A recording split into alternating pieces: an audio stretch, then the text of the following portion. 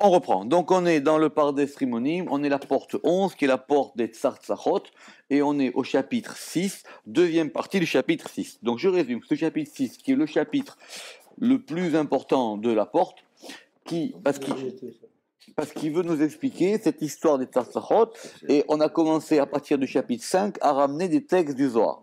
Et là, on a ramené un texte qui est d'après M. Seban, et il a raison, l'un des textes les plus compliqués du Zohar, qui est ce fameux texte qui s'appelle Arimat Yada Bislotin.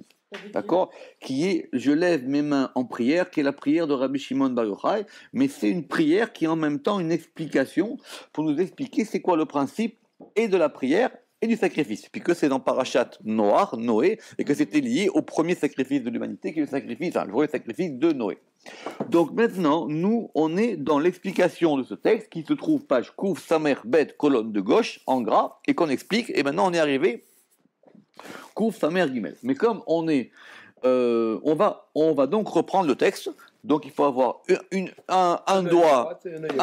Ces abréviations doucement, ve'acharkar. Donc on a un doigt à droite et un doigt à gauche pour avoir le texte et l'explication. Donc on reprend le texte.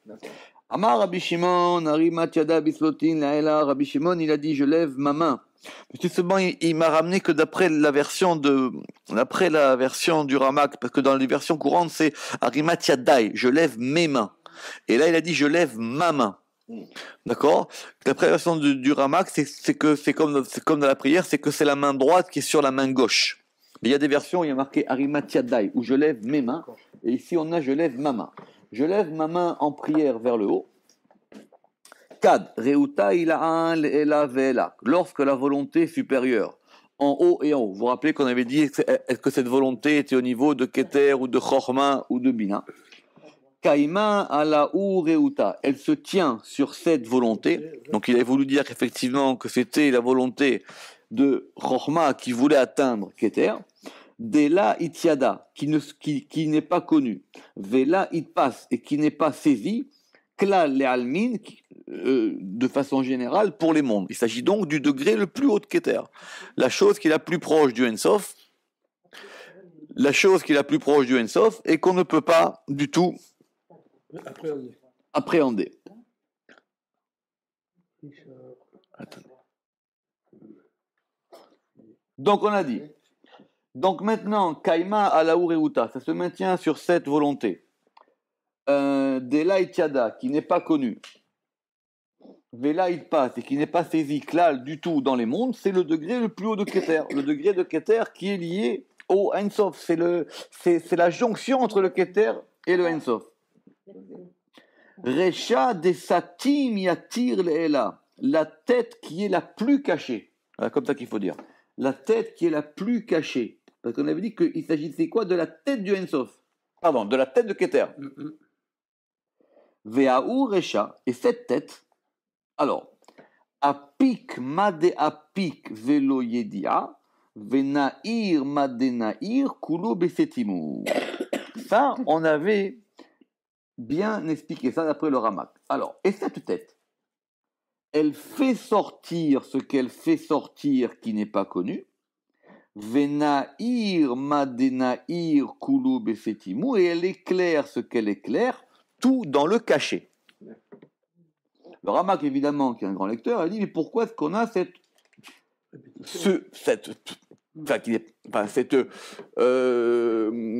pas une répétition, on va dire. Oui, en fin de compte, c'est une. Pourquoi on a l'impression qu'on répète deux fois la même chose avec des mots différents. Très bien. Alors, Apik Made Apik de l'Aïda, elle fait sortir ce qui fait sortir qui n'est pas connu. On fait sortir ce qui est sorti et qui n'est pas connu, c'est-à-dire ce sont les sphirotes. Ce sont d'abord les séphirotes qui sortent, et après les séphirotes, elles sont éclairées, et c'est pour ça qu'il est marqué, et il éclaire ce qu'il éclaire, Kulo Besetimu, tout dans le cachet. On fait sortir d'abord les séphirotes, et à l'intérieur des séphirotes, on va les irriguer par la lumière qui est la substance même qui provient du Ensof. D'accord? Donc ça, en une phrase, d'après le Ramak, ça explique ce que lui il pense. Que les sphirotes, c'est quelque chose qui sort donc qui est donc extérieur au Ensof, alors que, et ces séphirotes, donc qui ne sont pas la substance divine, et ces séphirotes, elles sont éclairées par la substance qui, elle, provient du Ensof, et qui est donc en liaison permanente avec le Ensof. Vous vous rappelez ça? Ça veut dire que les sphirotes, parce à la fameuse question qui avait été débattue dans la porte Atzmut Vekelim, qui est une porte importante, c'était de savoir est-ce que les sphirotes, c'est la substance divine, ou est-ce que ce sont des outils divins? Ce sont des outils divins qui sont remplis par la substance divine. Voilà. Sinon, ils n'existeraient pas. Ce sont donc des créatures ou pas? Non. Ce sont, oui, oui, enfin, ici. Ce sont pas des sinon, la lumière ne se manifesterait pas. Oui. Alors, doucement. En termes de langage, ça s'appelle des émanations. Parce que vous savez qu'il y a quatre termes pour désigner la création. Il y a Tzilut, Bria, Yetzira, Asiya. Il y a donc l'émanation, la création, la formation et on avait dit la confection. La Asiya, c'était la confection. Oui, mais quand on dit on est pas maintenant revient, mais quand on dit faire en hébreu, une action, ça n'a pas le sens de créer. Or ici, exactement. Donc c'est soit le monde de la façon, ou soit comme dit Vajda, le monde de la confection. La confection? Oui. Pour homme ou pour femme? Les deux. Je pâtesse. La confection. Donc ici, oui, tout à fait. Mais c'est vrai que peut-être pour garder le mot faire qui est lié à Asiya, le monde de la façon. Mais en tout cas, c'est un des deux termes. C'est soit la façon, soit la confection. Oui. Mais l'autre problème, c'est que quand on façonne dans le langage français, ce n'est pas la dernière étape. Par exemple, dans les vêtements, quand on fait la façon, c'est la. On assemble. Oui, mais c'est pas la dernière étape, c'est pas les finitions. Alors que dans la Asiya, c'est la dernière étape. Il y a d'abord la Hatzilut, le plus haut, l'émanation, après il y a la création, après il y a la formation, la Yetzira, et après il y a la Asiya. Donc la Asiya, c'est le dernier, c'est le degré le plus épais. Comme on dit, le degré le plus épais de la matière dans la création avec un grand C qui comprend les 4 degrés qui correspondent à ces 4 mondes. Maintenant, donc, oui, quand on dit travail à façon, ça veut dire c'est qu'on fait quelque part c'est un peu le gros œuvre. Quelque part, la façon, c'est un tailleur, il façonne, il découpe. Voilà, la façon, c'est effectivement, c'est les grandes lignes du vêtement, mais c'est pas encore. Les premières séphirotes reçoivent davantage. Alors, justement, on avait dit qu'effectivement, mais ici, on est tout de suite dans. Parce que n'oubliez pas, le Ramak, il cherche ici quoi? Il cherche ici à essayer de trouver dans les textes du Zohar. Moi, je voudrais en revenir aux sphirotes. Alors, vous dites que les séphirotes ne font pas partie de la substance divine, mais elles sont illuminées par la lumière divine. Qui est la substance divine. Qui est la substance divine. Oui. Bon, alors, est-ce que c'est la lumière qui est émise qui est une émanation? Ou est-ce que ce sont les séphirotes? Ou est-ce que la lumière émise fait partie de l'Ensof? Alors, mais ça, c'est toute la discussion. Parce que les gens disent des choses très diverses là-dessus. Non, alors, les gens disent des choses très, très diverses là-dessus. Cordovero, dans le Pardes Rimonim, il a une porte entière qui est consacrée à ça, qui s'appelle Atzmut Vekelim, qui s'appelle Atzmut Vekelim, qui est Atzmut Vekelim, qui est, je pense, la 4e porte, exactement, qui est la 4e porte du Pardes, d'accord? Alors, Mopsik, il appelle ça le pléro. Doucement. Donc, dans la 4e porte, il fait comme à son habitude, il ramène toutes les opinions qu'il avait à son époque, c'est-à-dire de la Kabbale antique, etc. Il ramène Rekanati, il ramène le Ravad, il ramène beaucoup de choses, il ramène des actions. Et effectivement, chacune de ces options pose des problèmes. Parce que si les séphirotes, c'est la substance divine, comment la substance divine peut se diviser en 10? D'accord. Possible. Ça, c'est pas possible. Non, parce qu'on ne peut pas comprendre comment Dieu il peut être à la fois Chesed et à la fois Gvura. Très bien. Donc maintenant, Une substance, donc- c'est aussi une composition. en même temps. oui, mais la substance, c'est dans le sens... Non, alors justement, pour lui, la substance, c'est quelque chose qui est pas divisible, qui est pas composé. Donc, il ramène toutes les options, il ramène toutes les discussions, c'est une porte qui est assez longue. Mais la conclusion de Cordovero dans le Pardes, après, effectivement, il y a des gens qui ont discuté, etc., c'est que pour résoudre toutes les contradictions, et surtout, pour lui, c'est ça son but, pour être en conformité avec le Zohar. Parce que les opinions qui ont été données sur les séphirotes, qui ont été données avant le livre du Zohar, n'ont pas tenu compte du livre du Zohar. Donc lui, c'est effectivement à la fois de dire ce que le Zohar dit, et surtout que son interprétation soit en conformité avec ce qui est marqué dans le Zohar. C'est ce que d'ailleurs ici, il fait sur 2 phrases. Hein. D'accord. Donc, en gros, il y a le Ensof, ça, il n'y a pas de problème. Le Ensof va commencer à rentrer dans un processus de création avec un grand C. Ce premier processus s'appelle l'émanation, qu'on appelle la Hatzilut. D'accord? Le verbe les Hatzil, qui d'ailleurs, entre parenthèses, est un verbe assez intéressant parce que c'est pas un verbe très clair. Bref, en tout cas, donc la Hatzilut. Donc maintenant, parce que le problème, c'est que si les sphirotes sont une substance divine, on ne comprend pas comment la substance peut être divisée. Si maintenant les sphirotes ne sont que des outils divins, il faut que ces outils soient en contact permanent et irrigués par un flux divin. Sinon, effectivement, ils deviennent comme des êtres séparés et qui sont susceptibles à la corruption, etc., alors que les sphirotes, ils ne sont pas. Donc, il dit qu'il y a, on va dire, une ligne de lumière qui est en permanence émanée du Ensof.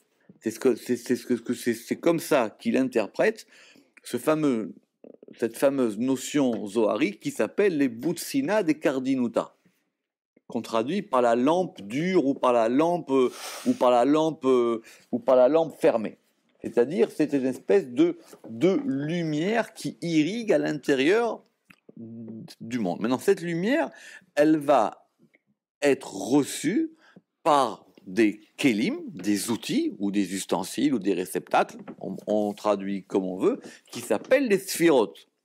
C'est ce qu'on avait expliqué, c'est très simple, il dit c'est comme une lumière, et chaque lumière, elle va être reçue par des espèces de lampes, mais dans le sens, comme on disait une lampe autrefois, c'est-à-dire des vases en verre, et qui vont refléter ou colorer ou nuancer cette lumière. Ce qu'on a vu dans la porte des couleurs déjà. Des lampes pour Hein? Oui, c'est ça. Mais comme on disait autrefois des lampes, c'était comme ça qu'on appelait une lampe. On mettait une bougie dans une lampe. C'est ça une lampe. Exactement. Des boules de verre. Donc maintenant, ces séphirotes-là, elles ont été émanées.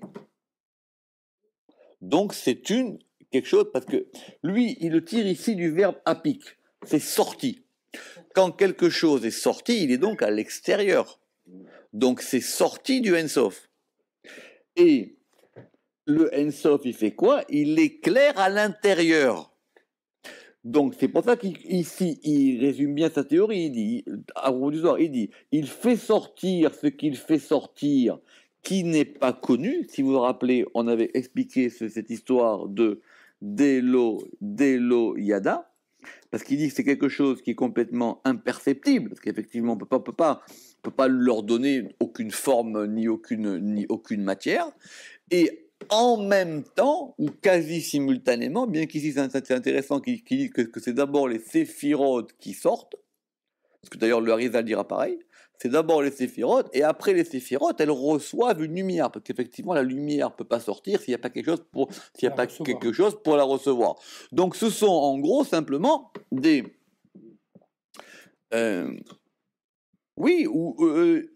imaginez 10 vases qui sortent. Maintenant, ils sortent pas tous d'un coup, il y a effectivement un ordre qui sort, et donc ils sortent et ils sont aussitôt remplis par la lumière qui est elle-même la substance qui provient du Ensof. Donc on a gagné qu'on a à la fois un flux qui provient du Ensof qui lui est indivisible. Donc ce sont comme des prismes qui diffractent. Et on a des séphirotes qui sont des outils divins qui vont permettre de diriger, d'influencer et de coordonner cette lumière. Et effectivement, puisque la question qui était posée là-bas dans la Smout Vekelim, si vous en souvenez, c'est de dire, mais maintenant, les hommes aussi ont une action sur les séphirotes. Puisqu'il a ramené des textes du Zohar qui dit qu'effectivement, les hommes, ils sont capables de transformer la miséricorde en rigueur. C'est un Zohar où qu'on a dit aussi que, par exemple, les justes, ils sont capables de transformer la rigueur en miséricorde. Donc, ce système des séphirotes, qui est à la fois un système d'action du haut vers le bas et du bas vers le haut, ça, c'est par rapport aux séphirotes elles-mêmes. Mais la lumière, quelque part, les séphirotes sont les agents actifs de la lumière. J'ai l'impression qu'il ne peut pas y avoir l'un sans l'autre. C'est-à-dire que pour que la lumière... Ce sont eux, ce sont... Au sens grec Ils permettent de révéler... Oui. L'intellect actif. C'est-à-dire, ce sont des agents, D'accord. mais qui vont agir par rapport à cette lumière. D'accord. Donc maintenant, effectivement, cette lumière, elle est toujours là. Mais si, par exemple, donc nous, si on a une quelconque influence sur les séphirotes, c'est simplement sur les séphirotes la manière dont elles vont refléter cette lumière. Alors, ou refléter, ou l'obscurcir, ou l'empêcher de descendre. Ça descend. Mais on peut très bien, il dit que quand le problème du mal, c'est qu'effectivement, on bouche les pores. Oui. On À ce moment-là, les vases se brisent. Alors ça, c'est la grande question, et on va profiter de ça, parce que je vais vous faire part de quelque chose que j'ai vu cette semaine, et vous savez que sur Cordovero, il n'y a eu rien qui a été fait. Il se trouve que, on a parlé de ça, M. Seban, écoutez bien, il se trouve que on attribue à tort, en général, la paternité de cette notion de Tzimtzum, de la Shvirat HaKelim, et du Tzimtzum au Harizal. D'accord? C'est faux, parce qu'effectivement, déjà, le terme se retrouve avant, etc., etc. Très bien. Ok. Ça, c'est d'accord, se retrouve avant. Bien que, effectivement, le Harizal lui ait donné une importance, ou plutôt les disciples du Harizal lui aient donné une importance qui fait qu'elle a eu... Très bien. Je suis tombé la semaine dernière sur un article qui est écrit par un chercheur. D'accord, très bien. Figurez-vous, vous aimez les histoires, qu'il y a un fonds de livres, de manuscrits hébreux, qui s'appelle, je vous dirais, Valmoreda, un fonds qui appartient à un collectionneur qui en vend depuis très longtemps, qui est estimé à plus de 30 millions de dollars. Il est où ce truc-là? Hein? C'est un fonds de plus de 30 millions de dollars de manuscrits qui correspond à la plus grande collection de manuscrits. Dans ce fonds, ce qui nous intéresse, c'est qu'il y a un manuscrit du Pardes. D'accord? Or, vous savez que le Pardes a eu une grande influence, beaucoup plus qu'on croit, dans le monde de la Kabbale, bien que le Harizal ait un peu balayé tout ça après. Très bien. Il y a un livre qui s'appelle le Shefa Tal. Le Shefa, c'est-à-dire l'influx Tal de la rosée. Le Shefa Tal du Rav Horowitz. Le Rav Horowitz, il était dans la région de Prague, mais c'est tout de suite après le Harizal. C'est même début 16e. D'accord? D'accord, début 16e. Et dans le livre qui s'appelle le Shefa Tal, que j'ai pas lu mais qui est cité, il faut que je me le procure, le Shefa Tal. Justement, vous écoutez, hein? Alors, dans le livre qui s'appelle le Shefa Tal, il cite des passages du Pardes, notamment ce fameux chapitre, cette fameuse porte 4 et 3, où il ramène des passages sur le Tzimtzum et la Shvirat HaKelim, plus le Tzimtzum. Or, dans nos éditions, ça ne figure pas. D'accord. Donc, question, est-ce que Horowitz, il n'a pas eu soit une version qui avait été rajoutée, est-ce qu'il n'a pas rajouté de lui-même? Enfin, tout est... Il est contemporain de... Il n'est pas contemporain, mais c'est tout près. D'accord? Il n'est pas contemporain, mais c'est tout près. Très très bien. Or, ce ce manuscrit du Pardes qui est dans cette collection comporterait les passages que cite le Chez Fatal. Ah ouais. Il vient de dire c'est un livre de Horowitz. Horowitz. Donc, citerait ça. Donc, du coup, ce qui voudrait dire que, il ne l'a pas inventé.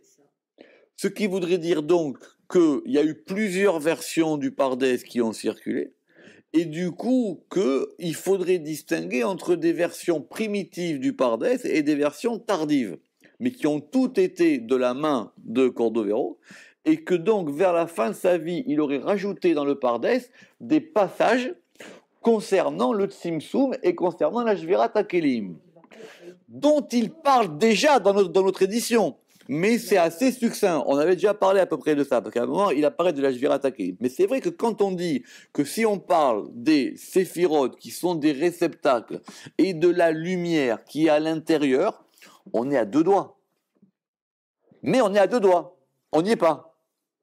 Donc, est-ce que ces deux doigts-là, alors donc, ce qui veut dire qu'effectivement le Harizal, c'est lui qui a franchi ces deux doigts, bien que lui, il est quand même détaillé, parce que le Harizal, il va expliquer comment ça fonctionne et quel est l'ordre de la Shvira, etc., et du Tzimtzum. Mais c'est plus le Tzimtzum, parce que finalement, la Shvira, c'est une conséquence du Tzimtzum. Ou alors, c'était déjà complètement chez Cordovero. Donc, l'auteur de cet article, qu'est-ce qu'il a donc et donc il raconte que la seule spécialiste du Ramak, qui est une très très vieille dame qui s'appelle Brachazak, qui est à l'université de Beersheba, il lui a transmis, lui c'est un spécialiste des manuscrits, donc il lui a transmis ces documents et qu'elle n'a pas réagi. Bon, elle est assez âgée, etc. Et donc je lui ai écrit et il m'a répondu. Je lui ai écrit, je lui ai dit écoutez, est-ce qu'il y a moyen de se faire une idée? Et il m'a dit, écoutez, le seul moyen de se faire une idée, c'est de consulter c'est de consulter. Le manuscrit. Non, le manuscrit, il est dans la collection. Non, mais il y a une copie du manuscrit sur microfilm à l'université hébraïque de Jérusalem. C'est pas en ligne pour toi? Non, c'est pas en ligne, il faut aller sur place, il faut demander. Mais je pense que la première étape, c'est d'abord de regarder dans le Chez Fatal, là-bas, qu'est-ce qu'il dit et quels sont les passages par rapport à cette chose-là. Par rapport, attendez, 30 secondes, 2 secondes, par rapport à maintenant, donc, effectivement, on retrouve ça on retrouve ça dans d'autres textes on retrouve ça dans d'autres textes du Zohar. Donc, mais l'idée ici, concrètement, ça veut dire qu'il fait d'abord sortir, donc c'est extérieur à lui, donc c'est une création c'est une création émanée. Il fait sortir des kélim qui s'appellent des séphirotes, et ces kélim sont aussitôt illuminés ou irrigués, si on passe de la métaphore de la lumière à la métaphore de l'eau, et sont complètement irrigués par une lumière qui, elle, provient de la lumière de la substance divine provenant du Ein-Sof. D'accord? Voilà. Donc, on revient où on en était. Réou des Marshava, il a, et la volonté de cette pensée supérieure, les mirdaf abattraient, c'est de la poursuivre, c'est de courir après. C'est de courir après, peut-être de la poursuivre, c'est de poursuivre. Non, c'est pas atteindre. C'est poursuivre, c'est poursuivre, ouais. Rodef, c'est un poursuivant ou un poursuiveur. Donc, elle est de poursuivre derrière elle, ou les naraminer, et d'être éclairée d'elle. Donc là, ici, la Machashava, c'est la Chorma. La Chorma, mais alors, justement, on avait dit que c'était peut-être Chorma de Keter. En tout cas, c'est le plus haut degré de la Chorma. Et cette Chorma-là, elle veut tout de suite recevoir, ou elle veut courir, ou elle veut s'attacher à cette lumière. Et qu'est-ce qui se passe? Ha Perisu it Paris. Un rideau est déployé. Et Umigo Aou Perisu. Et de l'intérieur de ce rideau, Beredifu, dans la poursuite de Aou Machashava, dans la poursuite de cette pensée, il a supérieur, Mate velo mate. Elle atteint et elle n'atteint pas. On avait expliqué ça. la dernière fois, maté vélo maté, c'était ce qu'on avait dit la dernière fois. Si vous reprenez page Kouf Samer Gimel, on va reprendre ça. Maté vélo maté, ad aou périssou, jusqu'à ce périssou là. On lit une ligne de plus dans le Zohar.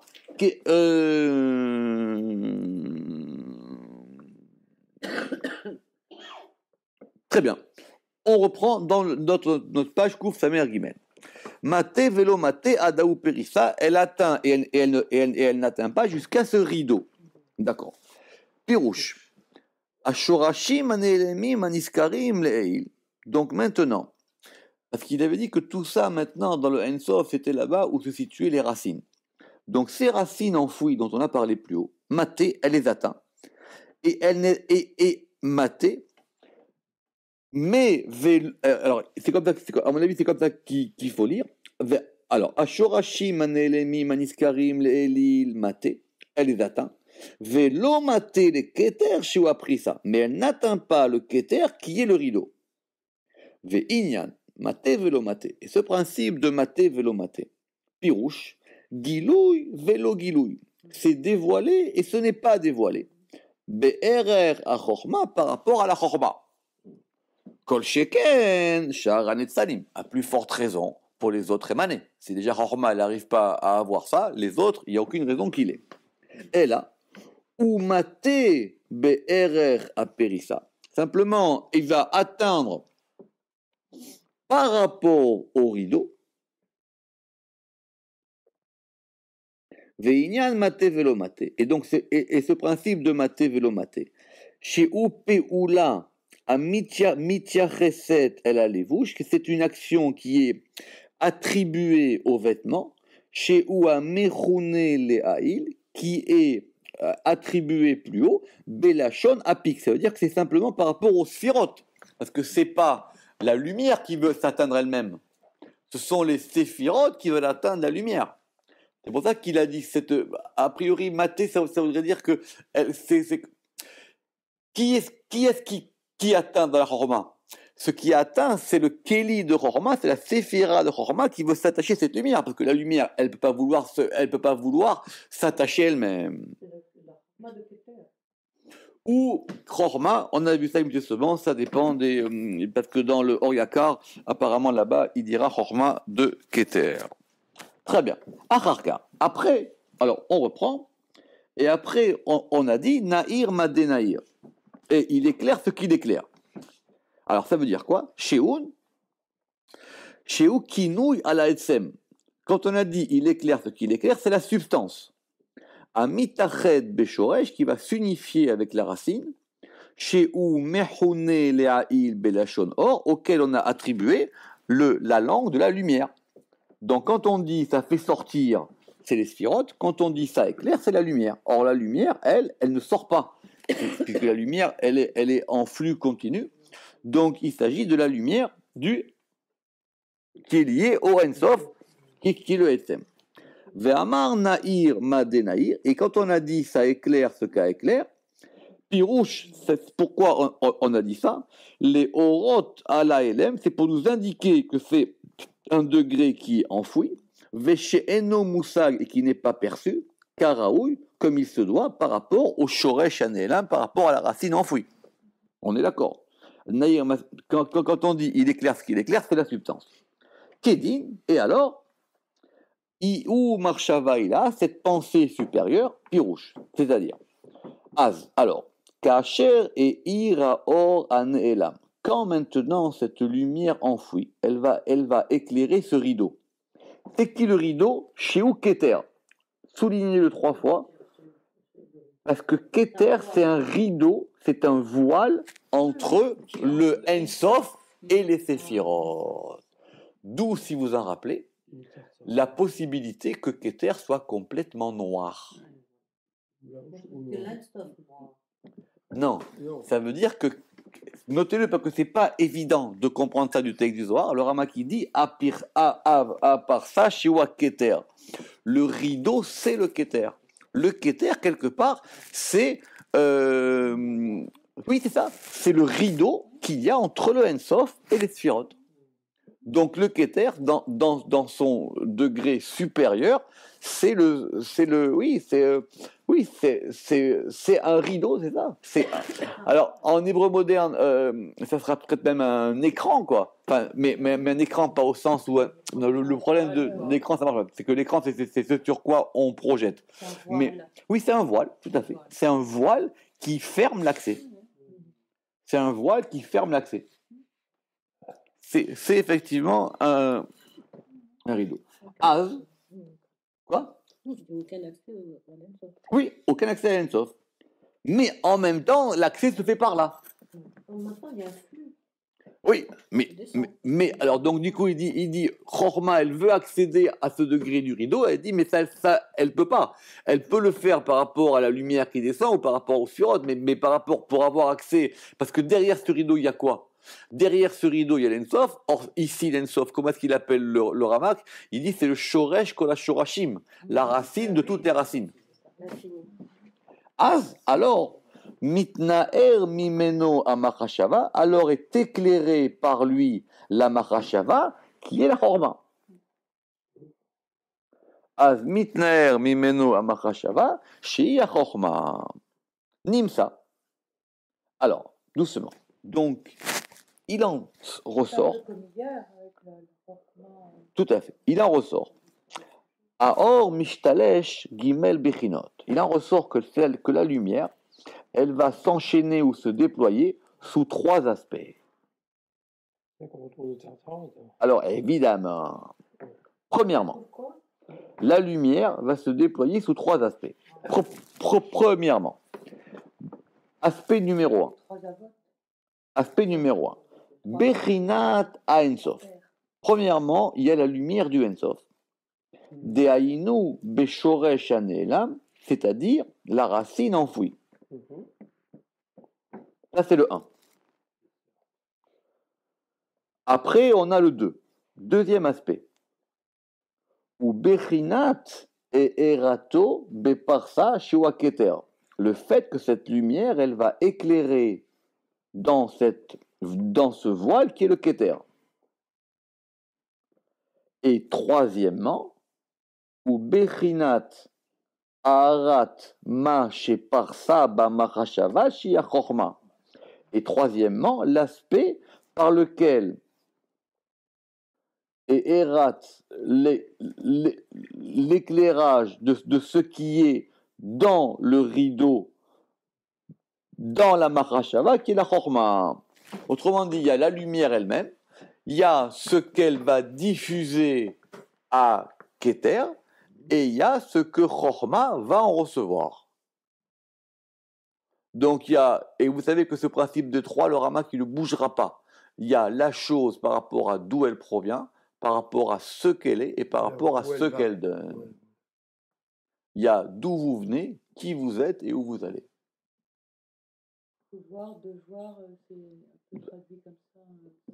Chez le Rama qui dit que ça revient souvent dans le Pardès, il dit que c'est quelque chose qu'il a appris de son beau-père, de son beau-père ou de son beau-frère qui était Rabbi El-Kabetz, et qui dit que donc effectivement il y a la chose en elle-même, il y a d'où elle provient et il y a là où elle va. Donc dans chaque séphira, dans chaque élément, il y a le côté par rapport qui est plus haut qu'elle, là ce qu'elle est elle-même et ce qu'elle est par rapport à ce qui est plus bas qu'elle. Si vous voulez, vous êtes un fils, un père, vous êtes un fils, un homme et un père. Comme hier avec cette histoire du câble roche. Exactement, c'est ça, c'est tout à fait. Mais c'est ça qu'on appelle dans la Kabbalah Rishonim roche Torsov. C'est ça qu'on appelle effectivement, c'est effectivement ce même degré. Alors donc il y a trois aspects. On reprend Ve'im kolve, et malgré tout cela, Aor, la lumière, Ve'ashoresh amidgale bachorma, et la racine qui va se dévoiler dans la chorma, ou ne'elam, c'est quelque chose d'enfoui.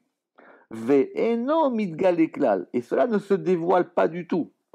Imeyot, bien que Shegvar nidgala madrega shlishit kedepirashnu, bien que ce soit déjà dévoilé, ce troisième degré dont on vient de parler. c'est-à-dire le troisième degré de la lumière. Ve'ainyan. Et il s'agit de quoi? She'en ha'machashava azot mamash etzem ha'chochma mitgalit.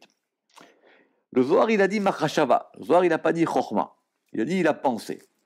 Il a dit, parce que cette pensée-là, ce n'est pas vraiment la substance de la chochma qui se dévoile. Omnam, c'est là où M. Seban a raison.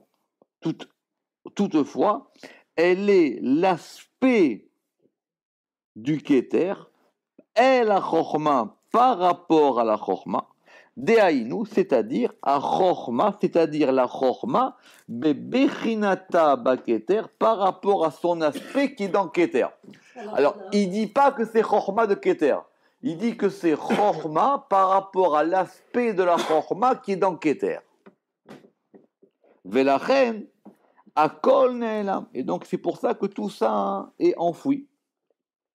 Chez akol ou be'amon amouflé, parce que tout dépend de l'artisan prodigieux. Vous savez que c'est un verset dont on a vu.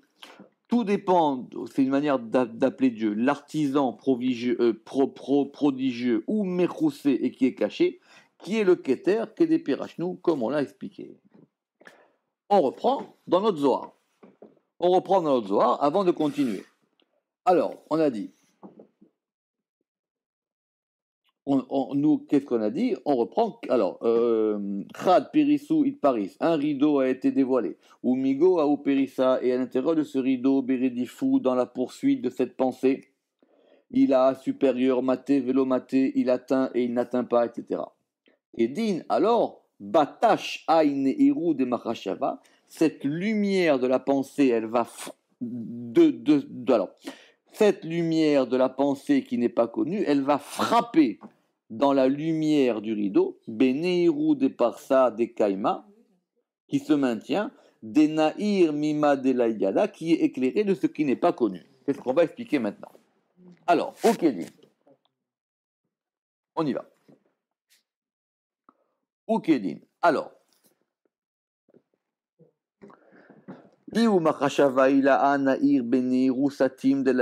alors cette pensée supérieure, elle éclaire dans cet éclairage caché qui n'est pas connu. Et cette pensée n'est pas connue. Kedin, alors, elle va frapper Mima de la Yada, de ce qui n'est pas connu, de ce qu'on ne connaît pas et qui n'est pas connu et qui n'est pas dévoilé. Pirouche. Explication.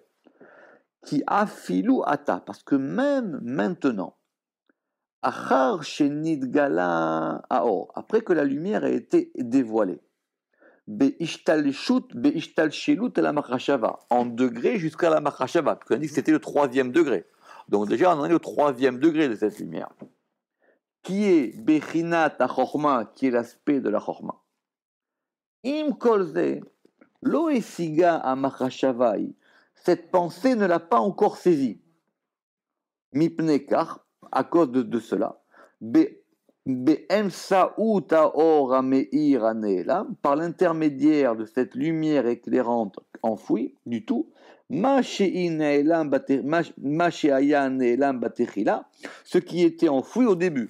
Elle ne va pas pouvoir atteindre le début de cette lumière qui est complètement enfouie. Et là, de la même manière que cette lumière en haut, elle était enfouie, maintenant aussi elle est enfouie. Vélo aussi fou à saga benelam, et on n'a pas rajouté une perception dans le cachet. Et là, ce n'est à or chez Meirba, la lumière qui l'éclaire, ou Moussa Gelea, et ce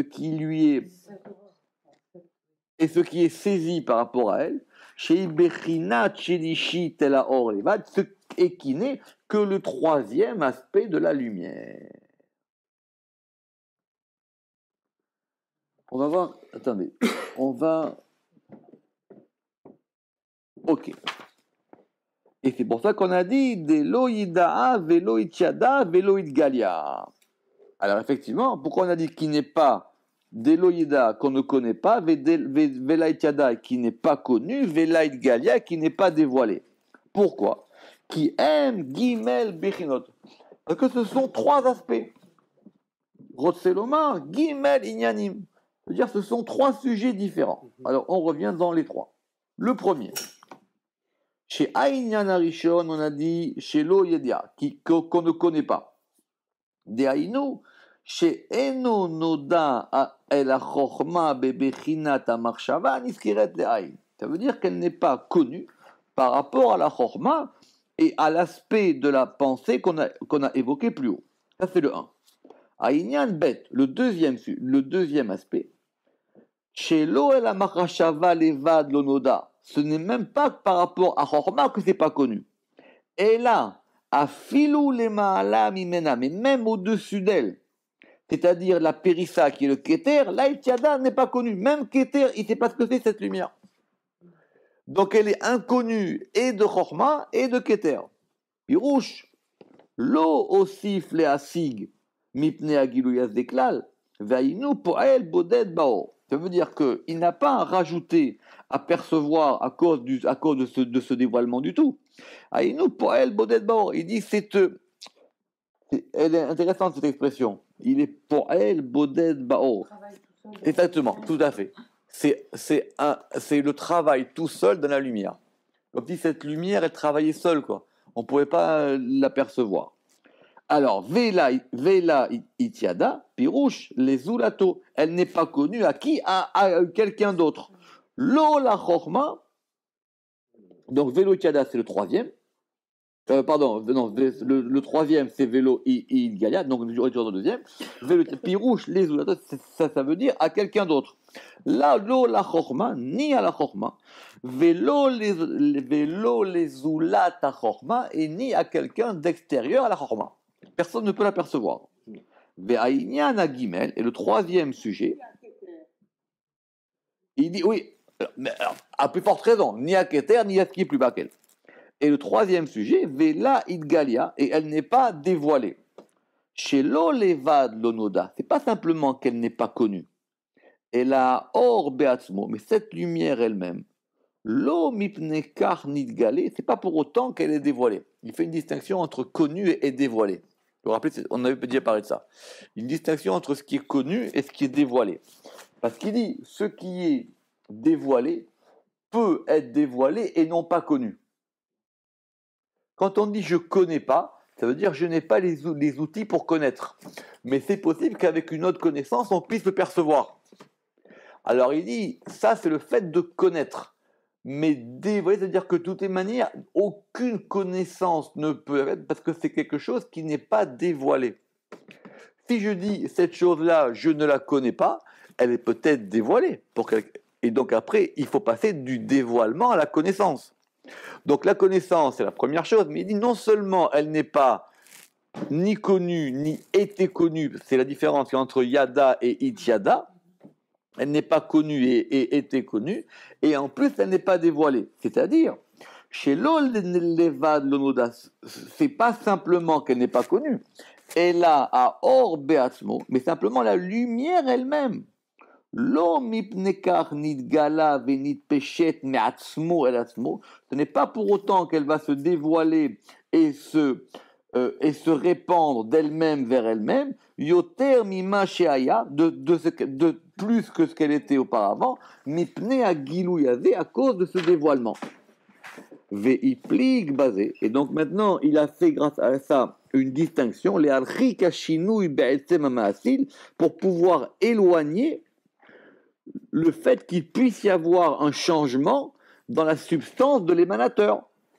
Eh oui, parce que si on dit qu'il y a plusieurs degrés de dévoilement ou de perception de cette lumière, qui provient elle-même de l'émanateur, on est retombé dans le même problème que les stérotes. Donc cette lumière elle-même est là. Il dit c'est simplement qu'emadlik ner miner. C'est comme quelqu'un qui va allumer une bougie à partir d'une autre bougie. Maintenant, c'est pas que l'émanateur il lui manque quelque chose si cette lumière n'est pas perçue. Velo noda, velo nishtana, et donc du coup ce n'est ni connu ni quelque chose qui est sujet au changement. Chas shalom, comme l'a expliqué Rabbi Aaron, comme nous l'avons expliqué dans le chapitre 4. Ukedin. Dan Iru de Machashava de la Tiada. Et alors maintenant, cette lumière de la pensée qui n'est pas connue, c'est-à-dire Pirouche. Donc ça veut dire qu'il y a bien une lumière dans la Machashava. C'est quoi cette lumière? Gilouy Aor Sheir Bamershava. Le dévoilement de la lumière qui est éclairée dans la pensée. Be'emsaït Or Sheir, par l'intermédiaire de la lumière qu'il a éclairée dans le voile. Sheu Or Ne'elam Delaïtiada, qui est la lumière enfouie qui n'est pas connue. Donc il y a quand même quelque chose dans cette Marachava. Elle a quand même reçu une lumière. Ou les firar, et c'est pour cela que cette lumière, Yeshlo Kohar les Bacha, il a la force de pouvoir frapper. Alors il va frapper quoi? Il veut quoi? Les Bacha Beneiru des Parsa. Il veut maintenant frapper dans la lumière du Parsa. Si vous en souvenez, la lumière de l'écran, c'est quel degré de lumière? Le 2. Sheu Aor Hasheni, qui est la seconde lumière. Ameir Baketer, qui éclaire dans le Keter. Mikoach Haor Arishon, par la force de la première lumière. Amitiached Be'etzem Mashoresh, qui est unifiée dans la substance de la racine. Donc cette troisième lumière, elle veut atteindre la deuxième qui elle-même dépend de la première.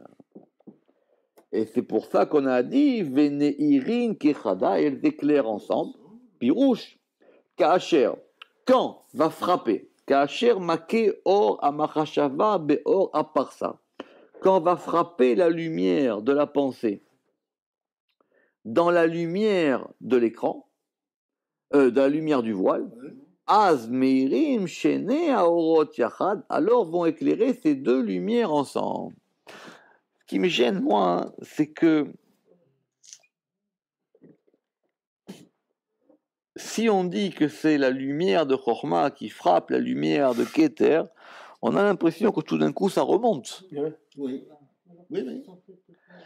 Et oui. Mais non, je dis pas que c'est pas possible. Mais c'est que c'est pas le même. C'est en même temps. Voilà. Il y a un retour en frappant. Il y a un retour. Grâce à la lumière que Keter donne à la Machashava, Ouais. la Machashava, grâce à cela, peut se hisser au niveau de Keter. C'est ce qu'on a dit. Mais donc du coup, ça veut dire que ça remonte. Mais bien sûr. Oui, mais ça c'est pas évident. Parce que comment... Alors, mais c'est pas évident, parce que ça veut dire que comment... Non, j'ai compris. Mais ça veut dire que du coup, on avait un Or Yachar et maintenant on a un Or Choser. Mais c'est ça la pétition. J'ai compris. Mais d'abord, alors d'abord, c'est pas évident. Parce que quand on dit elle frappe, c'est pas évident qu'elle remonte. Peut-être que nous, on n'a pas compris. Quand elle dit elle frappe, c'est pas évident qu'elle remonte. Ça se trouve, ce sont ces deux lumières qui se frappent d'un coup. C'est pas forcément qu'elle remonte. Donc si c'est comme ça, on comprend. Alors, c'est vrai qu'il dit qu'elle la poursuit. Quand il a dit qu'elle la poursuit, on a l'impression que cette lumière-là, elle veut remonter à sa source. Donc tout de suite, si vous voulez, c'est très simple. C'est qu'ici, vous avez presque le Timsoum, quoi, que vous avez une lumière qui descend, et elle va, alors il y a le degré 1 qui émane le degré 2, qui émane le degré 3. Et tout de suite, quand on arrive au degré 3, cette lumière-là, elle veut remonter à sa source. Et en remontant à sa source, elle va heurter et frapper la lumière qui est du degré 2. Donc ces deux lumières vont rentrer en collusion. Bah, ok, c'est ce qu'il explique, j'ai compris. Mais ma question, elle est que du coup, pourquoi est-ce que tout d'un coup, ça repart dans du hors rosaire? Bon, c'est la question. Non, je ne dis pas que c'est pas impossible. Ça peut être du cercle. Non. Et ici c'est du cercle. Si vous, oui, c'est vrai, on pourrait le voir sur une surface plane. Mais attendez, pas sur une surface plane, mais même sur une surface plane, de toute manière, c'est que ça revient à la racine. Alors, Veneirin Kechada, et donc du coup, maintenant, elles vont éclairer ensemble. Donc, on relit, Pirouche. Kacher Makeor Amachashava Beor Aparsa, quand va frapper la lumière de la pensée dans la lumière de la Parsa, Azmeirim Shene Aorot Yachad, alors vont éclairer ces deux lumières ensemble. Alors, On va reprendre le texte du Zohar, parce qu'ici, il va se passer quelque chose de très intéressant. On reprend. Donc, nous, qu'est-ce qu'on a vu? La lumière, elle descend. Tout de suite, Keter, il fait écran. Ça devient l'écran. Donc, on a 1 degré de lumière 1 qui est au-dessus de l'écran, 1 degré de lumière 2 qui est de l'écran et par l'écran, et 1 degré de lumière 3 qui est Chorma. Ou Chorma de Keter, peut vous trouver, ou en tout cas le degré qui est après. Donc, la lumière 3 va frapper la lumière 2, et ces deux lumières, maintenant, elles vont éclairer ensemble. Qu'est-ce qui va se passer? Doucement. Kedin. Alors, on va reprendre. Ou Kedin, alors, Dan Iru de Machashava. Cette lumière de la Machashava, de la pensée, de la Itiada, qui n'est pas connue, Batash, elle va frapper. Beneiru de Perissa, elle va frapper dans la lumière de l'écran. Veneirin Kechada, et elles vont éclairer ensemble. C'est là maintenant ce qui nous intéresse. Ve'itavidu tesha echalin, et elles vont former 9 palais. Ouais, ils vont former 9 palais. Pourquoi on fait ça? Elles vont former... Non. Alors, doucement. Elles vont former 9 palais, virgule. C'est ça qu'on va voir doucement. Après, on fera la suite. Elles vont former 9 palais. Alors, si vous voulez qu'on continue, les echalin des lav inu neurid, et leur vers ces palais qui ne sont pas des lumières, des lav inu nuruchin, et qui ne sont pas des rouards, des esprits, des souffles, des lav inu nishmatin, et qui ne sont pas des âmes, des lav itman de kaima beu bereuta, et il n'y a rien qui se maintient en eux dans la volonté. Former. On a dit que ça allait former 9 palais, et que ces palais n'étaient pas ni des rouards, c'est-à-dire ni des esprits, ni des, qu'est-ce qu'on a dit, ni des âmes, ni de rien qui se tient dans la volonté. Ok, on va expliquer ça, et ça sera tout pour aujourd'hui parce qu'on ne va pas compliquer. Alors, Veita vedu tesha echalin, pirouche, mitor aeratam yachad, du sein de leur éclairage commun. Naasim vont être faits, Mea eratam vont être faits de leur éclairage, Tesha echalot, 9 palais, virgule, Tesha sephirot ne'elemot, 9 sephirot enfouis. Tout de suite, on s'arrête. Tout de suite, on s'arrête. Parce que c'est surprenant. Pourquoi c'est surprenant? Parce que, ok, première difficulté, si Chorma frappe dans la lumière de Keter, ça sort 9, donc on est à 11. Premier problème. Exactement, et on a bien besoin d'avoir des contrôles. Pour commencer, depuis quelques temps, on a besoin d'avoir des contrôles. Je reprends. On a dit, cette lumière qui en 3e degré, elle frappe la lumière du 2e degré, et de ça vont être formés 9 palais. Il dit ce sont 9 séphirotes. Or, si on dit que cette lumière de 3e degré, qu'on a appelée Machashava, elle est liée à la Chorma, et que la lumière du 2e degré, c'est Keter, donc ça fait Chorma qui frappe dans le Keter, et ça fait 9. Or, 9 et 2, ça fait 11. Eh oui. Il en manque 2. Ok. Vous savez quoi? Surmontons cette première difficulté. Il ne s'agit pas de Keter Chorma, il s'agit de Chorma qui est dans Keter, qui va frapper Keter de Keter. Très bien. Ça fait 1 et on revient à 10. Ok. Oui, allez, admettons. Pour le moment, admettons, c'est une hypothèse. Mais nous, on n'a jamais vu ça, nous. Nous, on a vu que Chorma et Bina, c'est le père et la mère. Et Chorma et Bina, c'est le père et la mère. Et la mère, elle va avoir 7 enfants, qui vont être les 7 séphirotes d'en bas. Où elle va avoir un garçon qui va s'appeler Tiferet, qui contient 6 séphirotes, et une fille qui s'appelle la Malchut. Oui. C'est comme ça qu'on dit en général. Ou alors on dit que donc Chorma c'est le père, Bina c'est la mère, Keter il ordonne à tous les deux, c'est la couronne, et la mère c'est d'elle parce que c'est elle c'est elle qui donne qui les engendre, et donc vont sortir un garçon et une fille qui sont Tiferet, qui contiennent les 6 Séphirot, Chesed, Gevura, Tiferet, Netzach et Hod, et la fille qui est la Malchut. C'est-à-dire, maintenant, en plus, on a toujours vu dans le Zohar que cet engendrement de Chorma et Bina, très bien, ce sont deux lumières qui vont s'enlacer. Vous vous rappelez dans la vue d'un Cantique des Cantiques, on a quand même passé des portes, on n'est pas débutant maintenant dans le Pardes, on a vu des choses. On a dit qu'effectivement c'était les Réines qui se trouvent toujours ensemble, etc. Et vous vous rappelez, on avait vu qu'il y a d'abord, ils s'enlacent et après ils s'embrassent et ils s'unissent, etc. Ok. Ici, il nous dit non, ce sont des lumières qui se frappent. Non, mais les trois premières. Ce sont des lumières qui se frappent, et ces lumières qui se frappent là, elles vont faire sortir 9 palais qui sont 9 séphirotes. Mais le texte va dire tout de suite qu'elle-même, la Chorma fait partie de ces 9. Mais Seder, ça c'est pour régler le premier problème. Ça c'est pour régler le premier problème. Mais Même le deuxième problème. non, parce que le deuxième problème, du coup, on a l'impression, parce que pour pouvoir faire sortir des choses, il faut un zivoug. Or, un zivoug, il faut alors, il faut... Donc, Chorma, ici, est devenue féminine. Mais oui, elle est féminine par rapport à quelqu'un.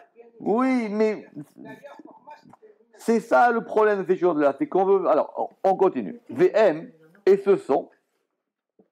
Alors, et ce sont 10 séphirotes Nélamot, mais notez bien toutes ces questions.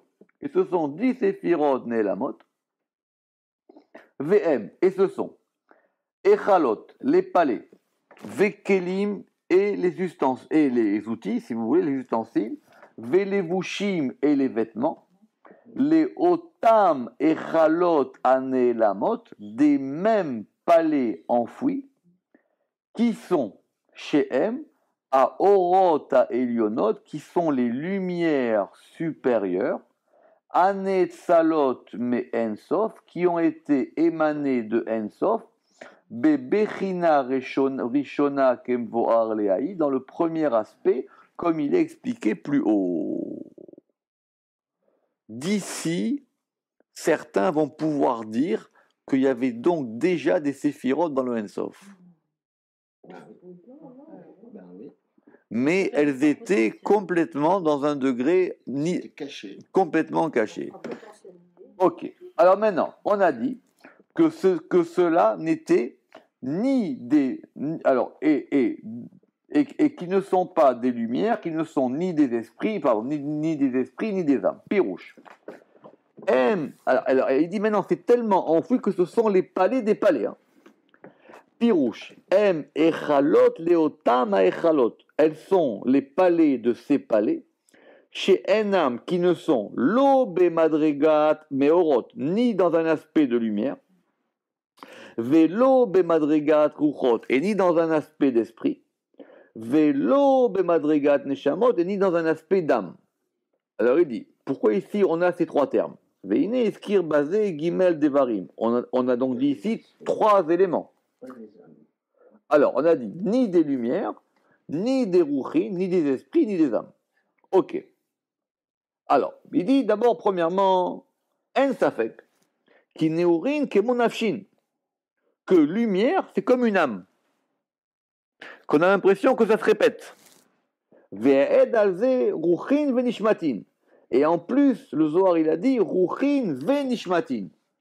Il a dit ni des ruchin et des âmes. Donc, on a collé les deux pour dire que c'était deux aspects similaires. Non. Il dit simplement nous savons qu'il y a Nefesh, Ruach, Neshama.